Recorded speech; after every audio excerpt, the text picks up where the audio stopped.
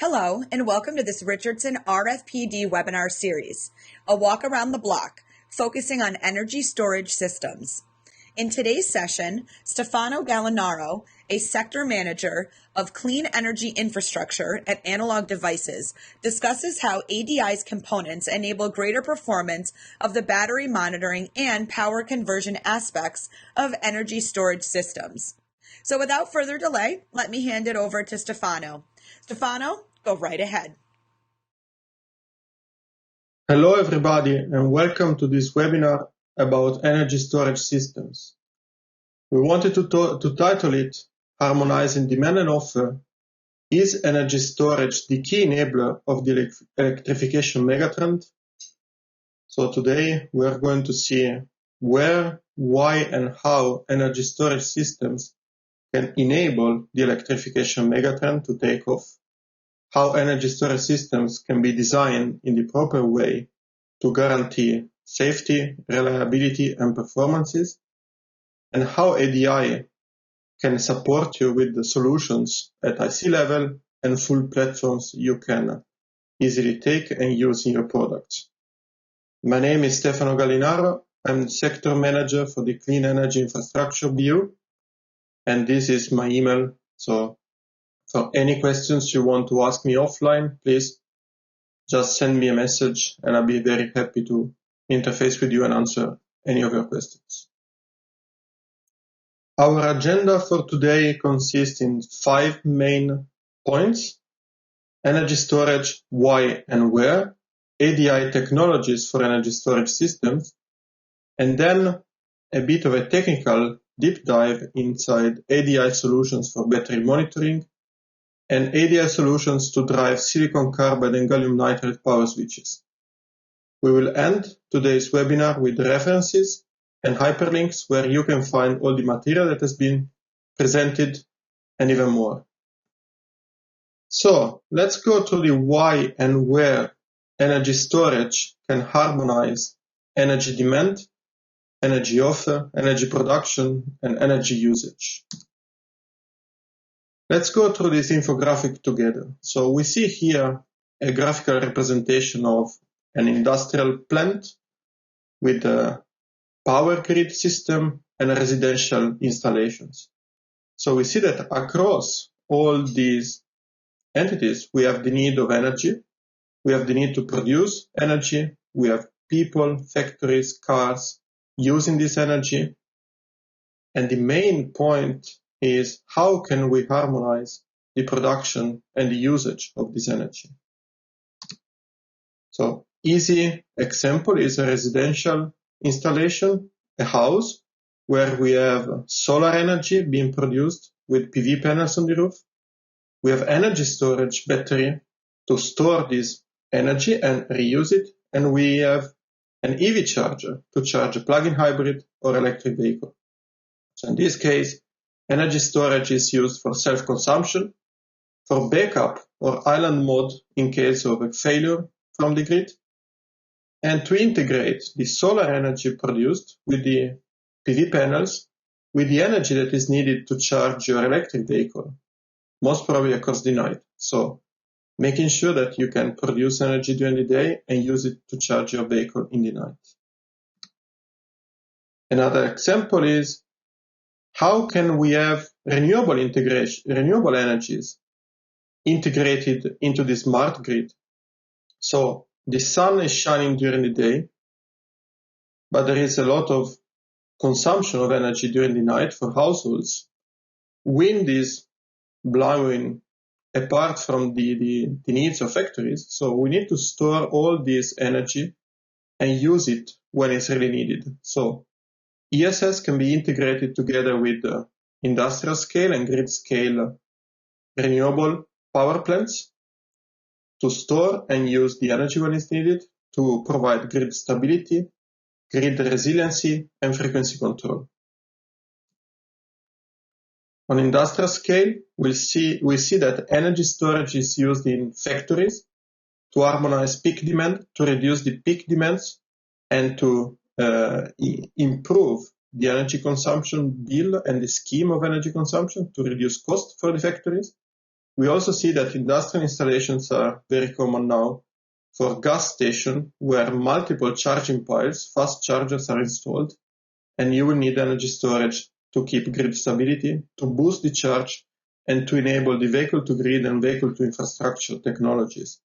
And we will see a detail later on.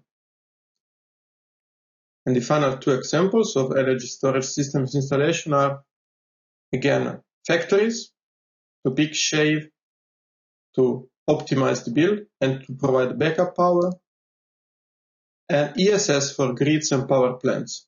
So to assure frequency regulation, dynamic load response, backup and island mode, managing subgrids, microgrids, and also making sure that you can enable real-time energy trading by embedding ESS containers at the subgrid level.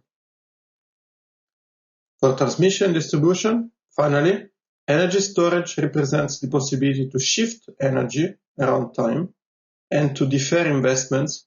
So instead of investing money in building new transmission lines, T&D operators can use energy storage to reinforce their microgrids and subgrids and keeping lower peaks of power needed to be transmitted across the lines.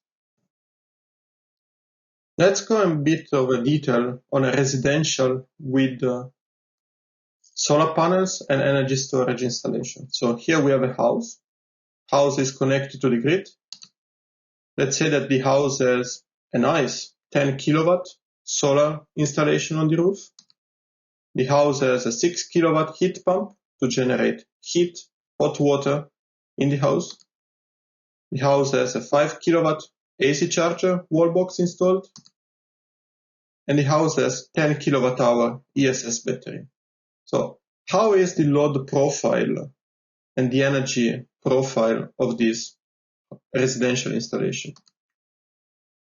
Let's see the load profile, the energy generation profile, and the usage of this household installation. So we see time scale, midnight to midnight next day.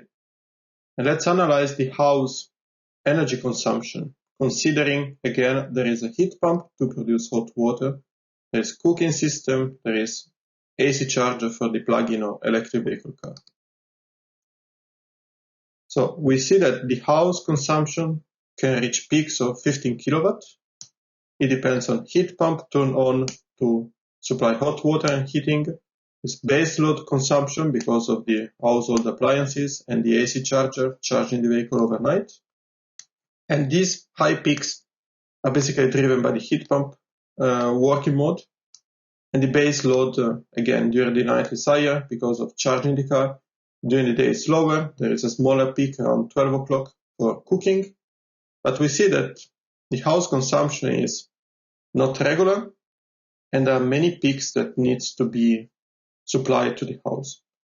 Let's see how the solar panel behaves in a sunny day during winter time. So we set a 10 kilowatt peak installation.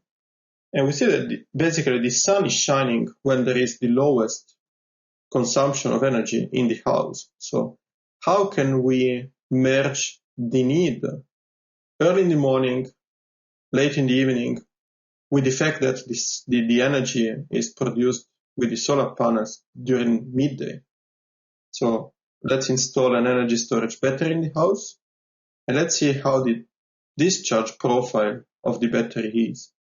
So we see that overnight the battery is discharged by the base load of the house and by providing energy to the EV charger. During the day, the battery is charged with the solar energy, and the battery will discharge itself again during the evening and across the night. We do see early in the morning we have a peak of power that is needed to supply to the house that cannot be delivered by the battery. To be completely autark, in this case, the battery size should be much, much bigger. But we know the grid is there, the house is grid connected, and so that peak will be provided by the grid. So we can divide this chart in sectors, and we do see that during the night, the energy storage battery is powering the house. early in the morning the grid is powering the house because the battery capacity and state of charge is going down to 0.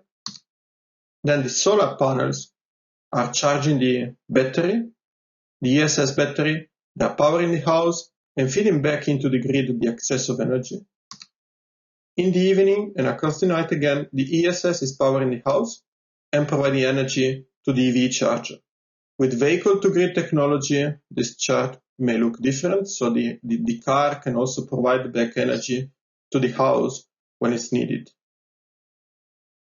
And now let's consider a more complicated example of an EV charging station or a fuel station of the future. So let's consider that in this fuel station of the future, we have a grid connection to the medium voltage grid.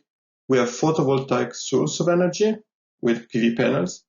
We have 5 fast charging piles, and we have an ESS. So we do see that 5 DC chargers can generate a peak of consumption greater than 2 megawatt. And this is not good for the grid because we generate like a hotspot in the grid. So this can be supplied by the solar inverters from the photovoltaic energy generation, that it's about half a megawatt source. But we know the sun is not always there.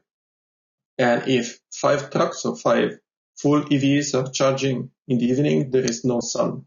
And the grid cannot provide peaks of 2 megawatt with undefined load pattern.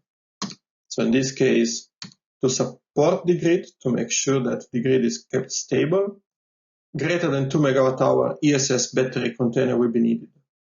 So we see that ESS is used as a buffer and a booster. So the ESS will store energy when there is no need and provide energy directly to the EV charging piles by using a very efficient DC to DC conversion.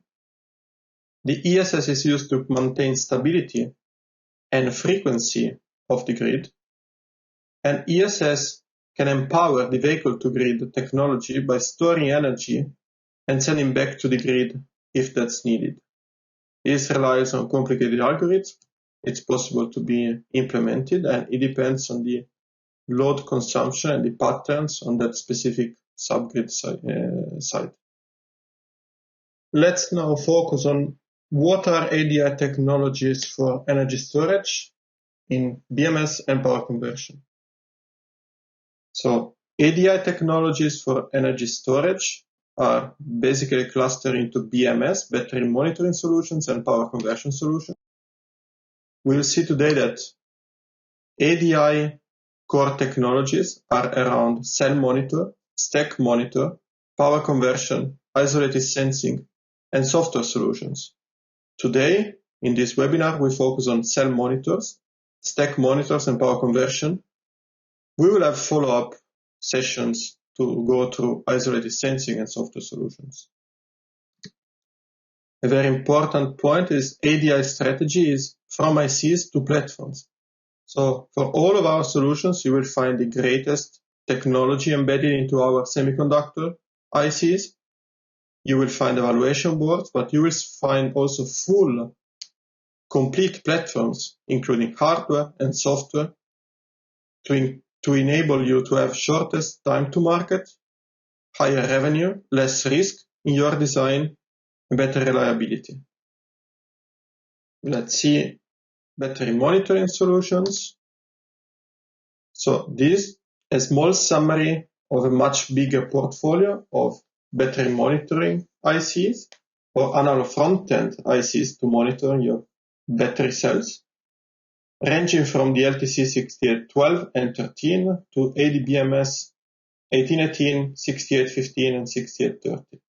So each device has specific target application. We have some more automotive devices or functional safety design devices, and we have some industrial devices.